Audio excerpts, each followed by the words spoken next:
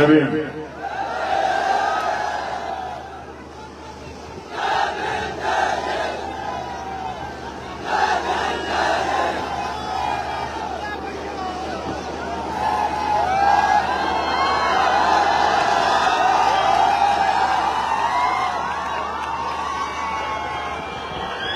ये जो मेरे दाईं तरफ जो नौजवान खड़े हैं,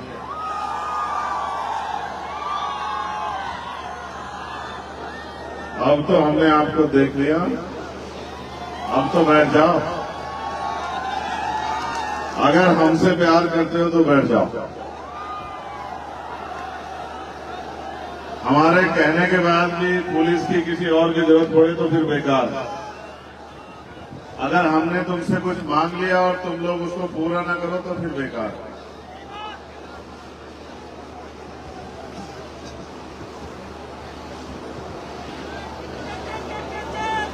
बैठ जाओ। तुम्हारा नाम नहीं लिया गया? ये बाईं तरफ वालों को भी देख लिया मैंने। अब इनसे भी मेरा आग्रह है कि वो बैठ जाए। मैं समझ गया नारा लगाने का मतलब ये होता है कि अपनी तरफ ध्यान आकर्षित करना। तो ध्यान आकर्षित हो गया, लेकिन अब बैठ जाओ। अब कोई खड़ा नहीं रहेगा। जो खड़ा रहेगा माना जाएगा कि वो हमारा आदमी नहीं। यहां जो भी खड़ा है उसको हम इसी तरह देखेंगे कि वो हमारा आदमी, क्योंकि जो हमारा आदमी है वो तो हमारी एक बार की बात को मान लेता है।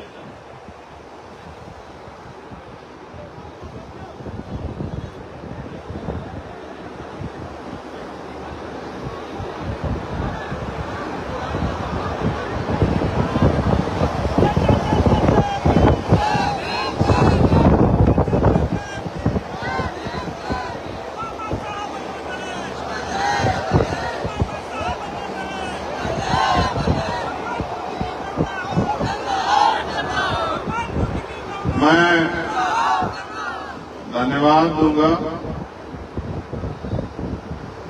आज के इस कार्यक्रम के जो आयोजक साथी हैं,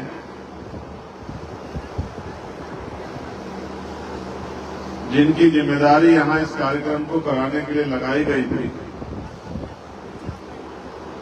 भाई राहुल भारती जी, मनोज चौधरी जी, हमारे जिलाध्यक्ष देवेश कुमार जी, इस्लाम राणा जी, पंकज मौर्य जी, वसीर खान जी, अनिल कुमार जी, अजय आजाद जी, राम नेवल बोध जी, केशव राम जी, मिल्कीपुर विधानसभा के अध्यक्ष विष्णु प्रताप जी, गुलशन भारती जी, असलम भाई, ओम प्रकाश, भाई मुकेश गौतम जी, दूधनाथ यादव जी, अमित गुर्जर जी, राजकृष्ण मिथुन जी, हमारे जोन के प्रभारी अवनीश निगम जी, आबिद जी, अरबाबुल हक जी, ब्रजेश यादव जी,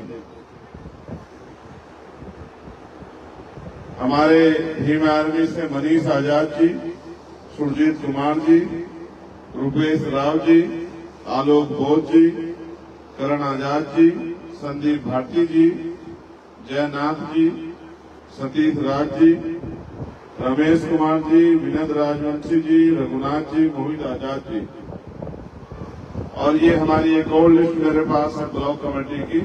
राम मूरत जी, सिद्धू जी, भोला भारती जी, सत्यम जी, जितेंद्र जी,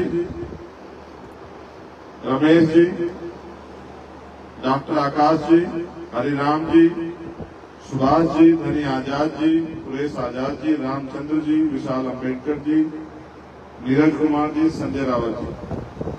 मैं आप सबका बहुत बहुत धन्यवाद करता हूं।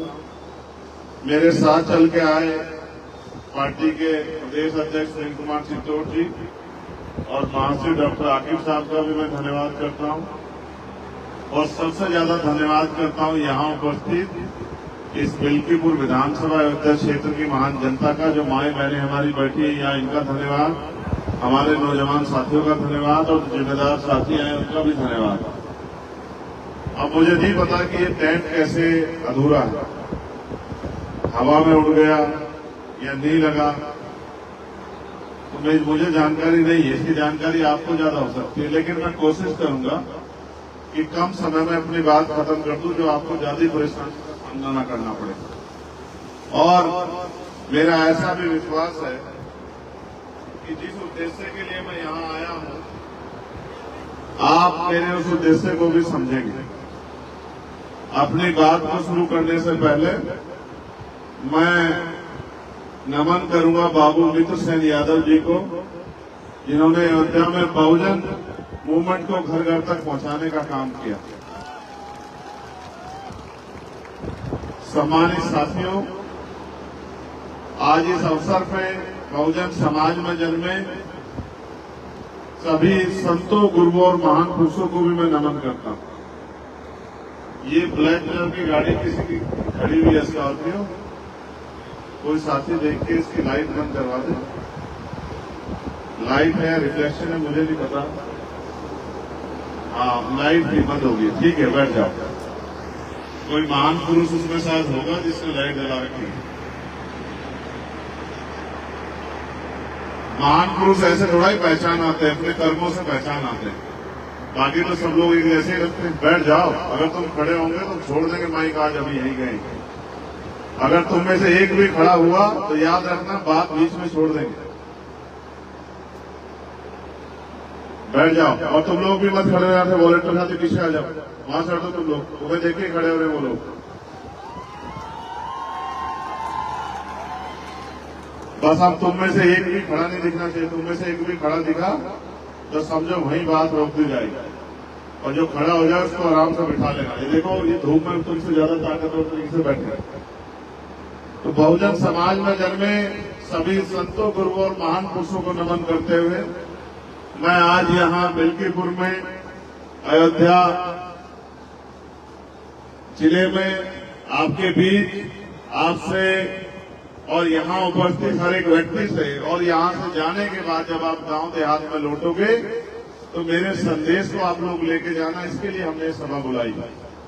मैं यहाँ आपको कुछ देने के लिए नहीं आया, मैं यहाँ आपसे कुछ मांगने के लिए आया।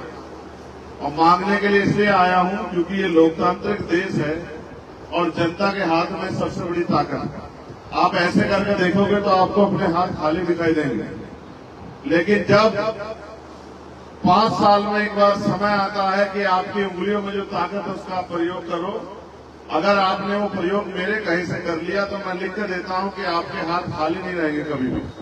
आपके हाथ में अधिकार होंगे, सम्मान का जीवन होगा, और कोई किसी तरह की मुसीबत आपके आसपास नहीं आ पाएगी। क्योंकि लंबे समय से हम लोग व्यवस्था का दरवाजा खटखटा रहे हैं। कभी किसी पार्टी से, कभी किसी नेता से उम्मीद करते हैं कि वो हमारी आवाज को उठाएगा, कभी किसी व्यक्ति से, कभी किसी विचार से उम्मीद करते हैं कि इनके जरिए हमारा भला होगा, लेकिन ये सच नहीं है। अगर आप चाहते हैं आपका भला हो तो भला तभी संभव है जब आप डॉक्टर बाबा साहब अम्बेडकर के संविधान को इस देश में लागू कराओ। जब इस देश में डॉक्टर बाबा साहब अम्बेडकर का लिखित संविधान लागू होगा और देश संविधान के हिसाब से चलेगा, तभी जाके आपकी जिंदगी में बदलाव आएगा। और संविधान को लागू वही करा सकते हैं, संविधान को जिम्मेदारी से वही चला सकते हैं जो सत्ता में होते हैं। लोकतंत्र में वोट के आधार पर सत्ता तय होती है। इतनी भारी संख्या में नौजवान यहाँ आए हैं और वहाँ ऊपर कोने कोने तक बैठे हैं, इधर भी बहुत दूर दूर तक पूरे ग्राउंड में फैले हुए हैं, वहाँ सामने तो किसी छत पर चढ़ के बैठे हुए हैं। लेकिन आप मुझे बताओ, क्या आज देश में गरीब को सम्मान की जिंदगी मिल रही है क्या? बताओ, मिल रही है क्या? और अगर मिल नहीं रही है तो ये तमाम सरकारें और तमाम नेता और ये किस काम के हैं? जनता के। आप महसूस करके देखो, महसूस करके देखो, जो बुनियादी जरूरत है हमारी एजुकेशन, शिक्षा। अभी शिक्षा का बजट जारी हुआ तो शिक्षा का बजट सरकार ने कम कर दिया। क्यों कम कर दिया? कि हमारे देश में बहुत अच्छी शिक्षा मिल रही है, बजट कम कर दिया। बजट इसलिए कम कर दिया क्योंकि सरकार को लगता है कि बजट बढ़ेगा तो ग्रामीण क्षेत्रों तक भी अच्छे स्कूल कॉलेज खुलेंगे, जो आवश्यकता है टीचरों की पूरी होंगी। तो इससे होगा क्या कि गरीब का बच्चा भी पढ़ेगा और पढ़ लिख के डॉक्टर, इंजीनियर, वकील, जज बन के इस देश में अपने और अपने परिवार के लिए स्वाभिमान सम्मान की जिंदगी प्राप्त करेगा, रोटी रोजगार की व्यवस्था करेगा। और सरकार नहीं चाहती कि गरीब लोग जो है रोटी रोजगार प्राप्त करें या सम्मान का जीवन जिए। इसलिए जो हमारा सबसे बुनियादी हथियार है, आप याद करके देखो बाबा साहब अम्बेडकर ने क्या कहा। उन्होंने कहा शिक्षा शेरनी का वो दूध है जो भी पिएगा वो दहाड़ेगा। लेकिन आप महसूस करो, ये बात अभी मैंने 2 दिन पहले पार्लियामेंट में कही थी कि बाबा साहब ने कहा था कि शिक्षा शेरनी का वो दूध है जो पिएगा वो दहाड़ेगा। अगर मैं आज पार्लियामेंट में खड़ा हूं तो इस शिक्षा की वजह से खड़ा हूं, या फिर जो जनता ने मुझे वोट देके भेजा इस वजह से खड़ा हूं। आप ये बताओ, क्या कोई गरीब का बेटा डॉक्टर, इंजीनियर बन सकता है इस देश में? अगर सरकारी कॉलेज में नंबर नहीं आया तो करोड़ों रुपए की डोनेशन लगती है। हर माँ बाप चाहते हैं उनका बेटा डॉक्टर, इंजीनियर बने, तो बनेगा कहाँ से जब सरकारी स्कूल तो गवर्नमेंट बंद कर रही है और प्राइवेट स्कूल बड़े बड़े खुल गए हैं। और प्राइवेट स्कूलों में शिक्षा इतनी महंगी है कि लाखों लाखों रुपए का खर्चा कोई गरीब परिवार वहन नहीं कर सकता है। जिस देश में 80 करोड़ लोग सस्ता राशन, 5 किलो राशन लेके अपना जीवन यापन कर रहे हो, यानी कि रोटी रोटी पे जी रहे हो, आप महसूस करो क्या वो अच्छी पढ़ाई अपने बच्चों की करा सकते हैं? बताओ, करा सकते हैं? सोचो, महसूस करो, इस देश में लाखों लोग अच्छा इलाज न मिलने के कारण मर जाते हैं। और ये अच्छा इलाज क्यों नहीं मिलता? सरकार को तो हम बराबर का टैक्स देते हैं, फिर अच्छा इलाज क्यों नहीं मिलता? अच्छा इलाज इसलिए नहीं मिलता कि अच्छा इलाज आज के समय में चाहिए तो प्राइवेट हॉस्पिटल में जाना पड़ेगा। और प्राइवेट हॉस्पिटल में कौन जा सकता है? जिसकी जेब में पैसा है। और पैसा किसकी जेब में है? देश के 80 करोड़ लोग तो 5 किलो राशन पे जिंदगी जी रहे हैं। देश के 80 करोड़ लोग से ज्यादा लोग तो महीने में 10,000 रुपए भी नहीं कमाते हैं। उनकी न्यूनतम वेतन तो साल भर का 1 लाख रुपए भी नहीं है। तो आप मुझे बताओ कि वो लोग अच्छा इलाज करा सकते हैं क्या? अभी प्राइवेट हॉस्पिटल में जाओगे तो डॉक्टर कितने पैसे का पर्चा बनाता है? कितने पैसे का? कहीं 200 रुपए का, कहीं 400 रुपए, कहीं 500 रुपए का। और कहता है अगर रात को दिखाना है इमरजेंसी में तो 2,000 रुपए लगेगा फीस। कहता है नहीं कहता? आप बताओ कि अगर 2,000 रुपए फीस देने की स्थिति होती तो इस देश में लोग 5 किलो राशन पे अपनी जिंदगी चलाते हैं। तो कितने ही लोग सड़क पे मर जाएं, एक्सीडेंट होकर मर जाएं, अस्पताल में मर जाएं। अस्पताल में दवाइयां नहीं है, डॉक्टर नहीं है, कोई टेस्ट अस्पताल में नहीं होता। और तो और हमारे नेता लोग भी बैठे हैं। आप महसूस करके देखो, जिस डॉक्टर के पास जाओगे वो ये कहेगा टेस्ट हमारी लैब से होगा। कहता है नहीं कहता है? मैं किसी दूसरे की रिपोर्ट को नहीं मानूंगा, मैं अपने आप टेस्ट कराऊंगा। यानी कि एक और चोरी, एक और डकैती। भाई ये बताओ गरीब लोग जाएंगे कहाँ? और सरकारें बजट कम कर रही है हेल्थ का, सरकारें एजुकेशन का बजट कम कर रही है। तो मेरी समझ में ये आता है कि ऐसे रास्ता निकलने वाला नहीं है। आप लंबे समय से लोगों पे भरोसा कर रहे हो और ये लोग आपकी वोट को लेके अपने आप पैसे वाले बन के बड़े बड़े कोठी बंगलों में चले जाते हैं, बड़ी बड़ी गाड़ियों में घूमते हैं, तमाम तरह की सुख सुविधा प्राप्त करते हैं। और इस गरीब समाज जिससे उठकर जाते हैं उस समाज की तरफ पलट के नहीं देखते। तो आपकी मेरी जिम्मेदारी होती है कि ऐसे लोगों को कुर्सी से हटा के और आपके काम करने वाले लोगों को मौका दिया जाए। आज मैं जब ये देख रहा हूँ नौजवानों को, तो मुझसे मीडिया के लोग कहा करते थे 1 साल पहले, और क्या कहते थे कि चंद्रशेखर आजाद साहब आपके साथ तो सब नौजवान लोग लगे हुए हैं, ये नौजवान लोग क्या कर लेंगे? तो मैं इनसे कहता था कि संघर्षों के साए में घनघोर जवानी पलती है और जिस ओर जवानी चलती है उस ओर जमाना चलता है। ये मेरी बात को मानते नहीं थे, लेकिन जब नगीना में आपने अपने मेहनत प्रयास से और अपना सांसद जिता दिया तो अब ये लोग मुझे कहने लगे हैं कि ये नौजवान तो अब उत्तर प्रदेश की काया बदल के रख देंगे। ये नौजवान तो जब इन्होंने सांसद जिता दिया तो अब ये अपने विधायक जिता के भी अपनी राजनीतिक ताकत उत्तर प्रदेश में बना सकते हैं और गरीब को उनका हक अधिकार दिला सकते हैं। तो ये जो जवानी या नौजवान बैठा है, मैं इनसे पूछना चाहता हूँ, क्या ये गरीबी बेबसी की जिंदगी अच्छी लग रही है? क्या इस गरीबी बेबसी की जिंदगी में मजा आ रहा है? कभी आपने मुख्यमंत्री जी की रैली देखी है क्या? अगर देखी हो तो बताओ, ऐसा टेंट होता है क्या?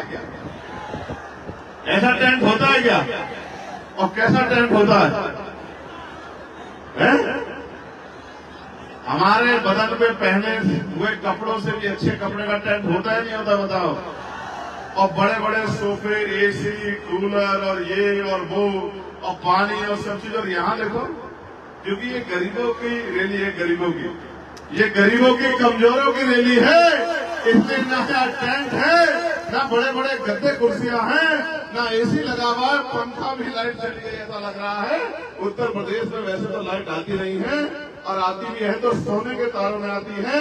बिजली का बिल इतना आता है कि गरीब की जेब कट जाती है।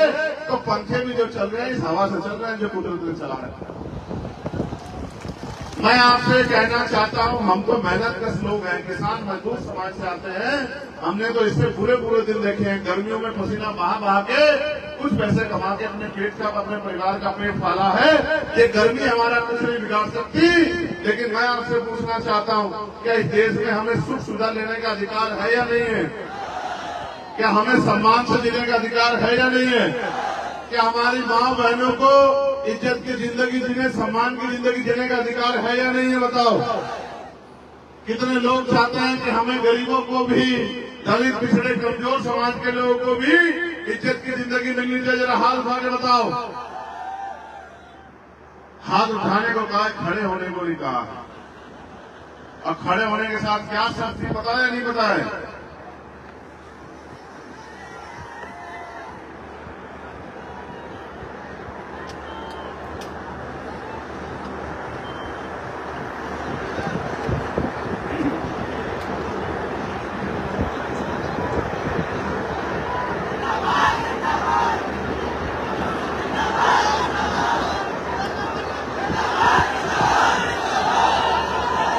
जाए अपनी बात को रखे, बताओ।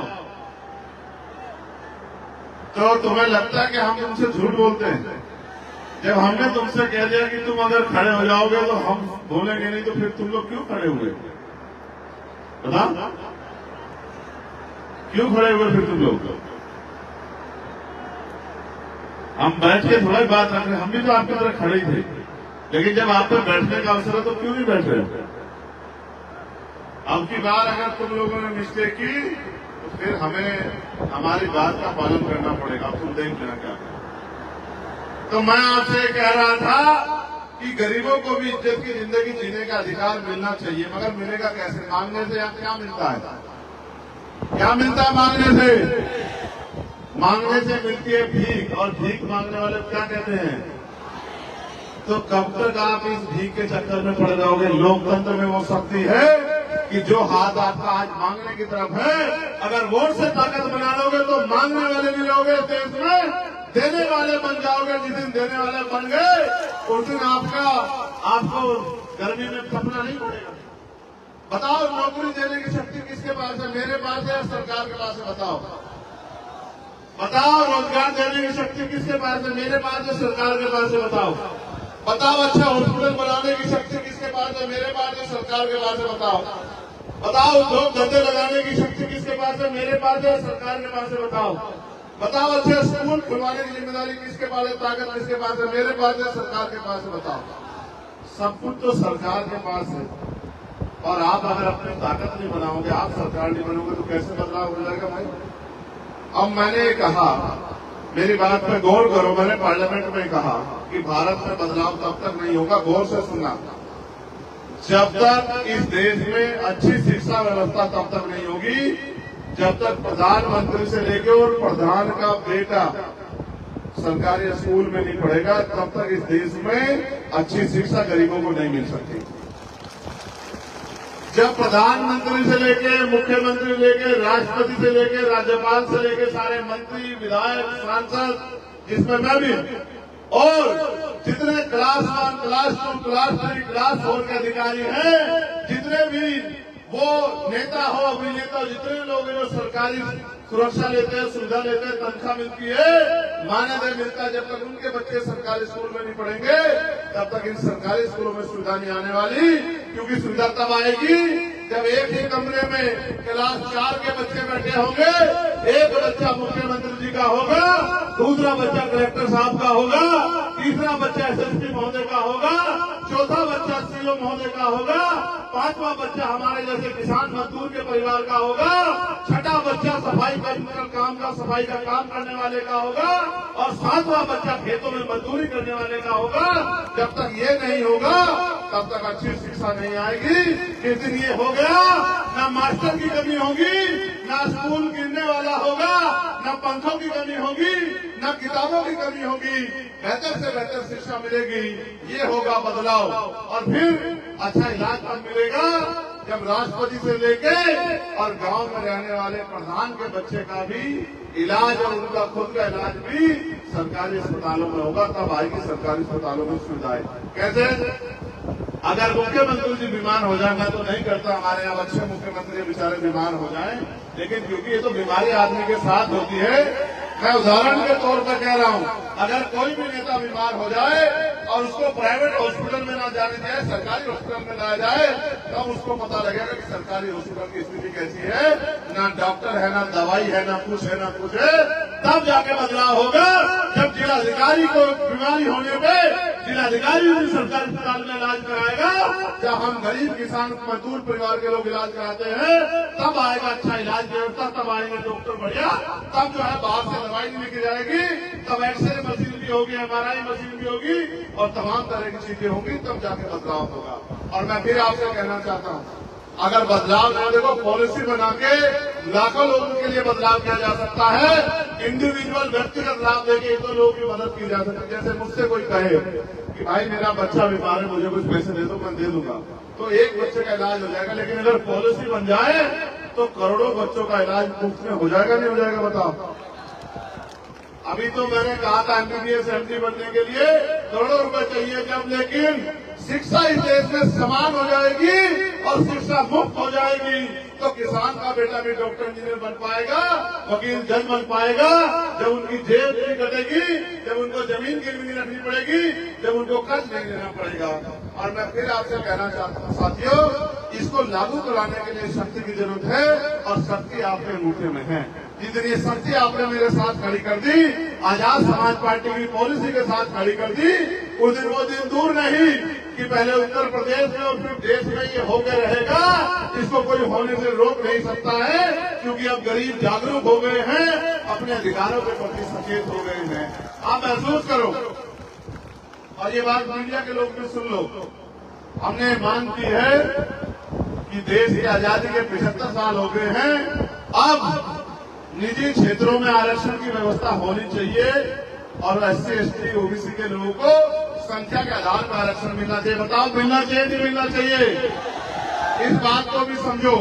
2% सरकारी नौकरियां हैं, 98% प्राइवेट सेक्टर है, 2% सरकारी नौकरियों में आरक्षण है और 98% प्राइवेट सेक्टर में आरक्षण नहीं है।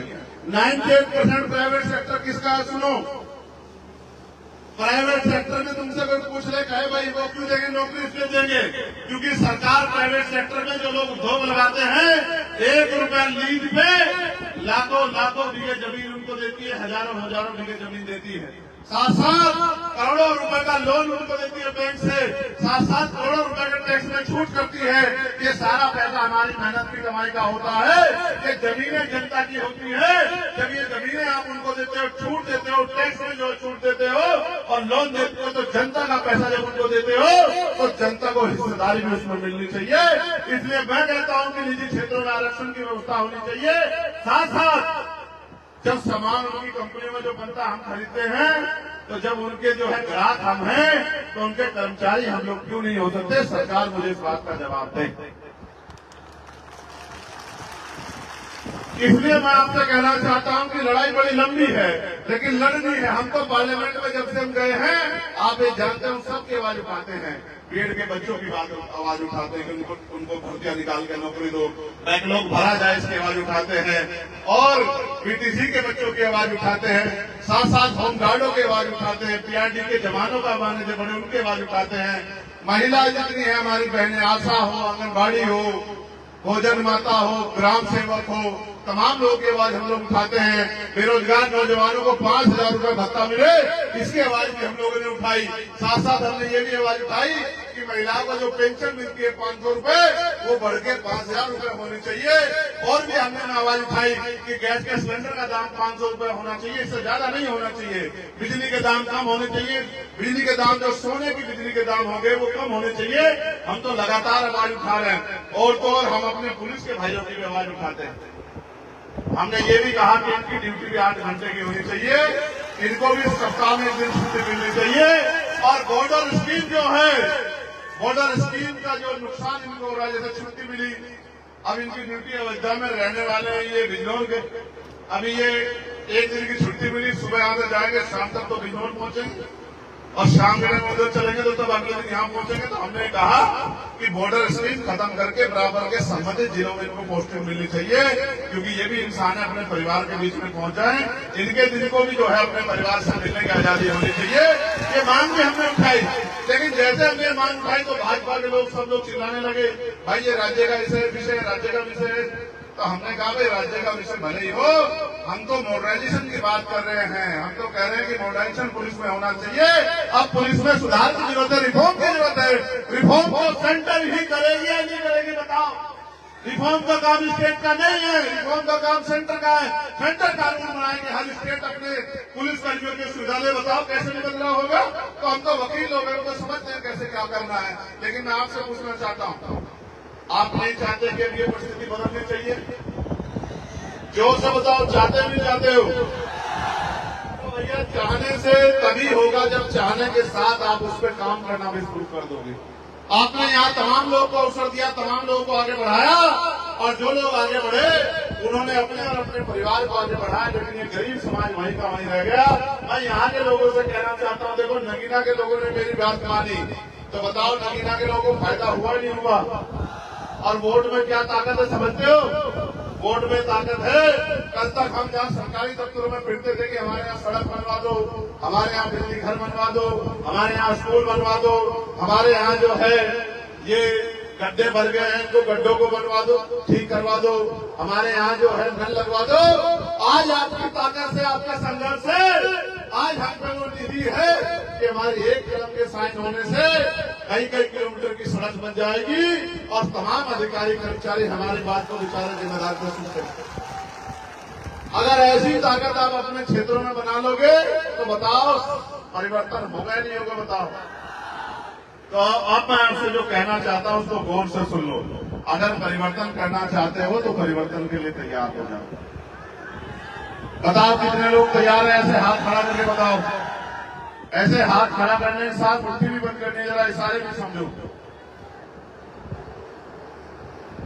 एक हाथ जिसकी मुट्ठी बंद है उसको ये मान लिया जाए कि वो लोग अपनी लड़ाई लड़ने के लिए तैयार है, पीली शर्ट वाले भाई को छोड़ के बस। अच्छा, वकील आदमी हूं, मेरी नजर चारों तरफ रहती है। चलो हाथ नीचे करो। तो अब जो मैं आपसे कह रहा हूं बताओ उसको पूरा कर दोगे नहीं कर दोगे? तो आज से आपको ये करना है कि आपको आज के बाद आप हजारों की संख्या में यहाँ हो, तो जितने भी रिश्तेदार आपके मिल्कीपुर में रहते हैं, अब कल से आपको उनको फोन करना शुरू करना है, और उनको फोन करके कहना है कि इस बार हमें इधर उधर नहीं देखना, इस बार हमें आजाद समाज पार्टी के प्रत्याशी को वोट देकर ताकत देनी। बताओ कर दोगे नहीं कर दोगे? और जितने नौजवान यहाँ हैं, और नौजवान में तो इतनी शक्ति है, और नौजवान तो देश की सेवा बॉर्डर पर करता है। मैं नौजवानों से कहना चाहता हूँ, बताओ एक दिन में 2 लोगों को तैयार कर दोगे नहीं कर दोगे? तो आज आप यहाँ हजारों की संख्या में हो, एक दिन में 2 लोगों को तैयार करोगे, मेहनत मजदूरी करके घर चलाने के लिए, रूखी सूखी रोटी खाने के लिए, जो सदियों से चला रहा है, कई कई घंटे काम करते हो, इज्जत की जिंदगी के लिए 1 घंटा लेकर रोज काम करोगे, और रोज 2 लोगों को भी तैयार कर दोगे, तो 1 महीने में कम से कम 1 लाख लोग तैयार हो जाएंगे। और जब 1 लाख लोग तैयार होंगे, और जिस दिन वोट डलेंगे और आपने आजाद समाज पार्टी का बटन दबा दिया, तो बताओ असेंबली का जो MLA है, जो हमारा मेंबर ऑफ लेजिस्लेटिव असेंबली है, कौन किसकी पार्टी का जीतेगा? बताओ किसकी पार्टी का जीतेगा? बताओ। और जब आजाद समाज पार्टी का मेंबर ऑफ लेजिस्लेटिव असेंबली जीतेगा, तो आप ये बताओ कि आपके हिस्से में इज्जत सम्मान आएगा नहीं आएगा? बताओ। बताओ आपकी बात को कहने वाला लखनऊ में कोई होगा नहीं होगा? जिस तरह से दिल्ली के बाद दिल्ली वालों से आपका अकेला चंद्रशेखर लड़ रहा है, तो यहां से मिल्कीपुर से भी एक दूसरा चंद्रशेखर जाके मुख्यमंत्री जी के सामने अपने लोगों के अधिकारों के लिए आपसे आंख मिला के आवाज खड़े करेगा नहीं करेगा? बताओ, चाहते हो नहीं चाहते हो ये? तो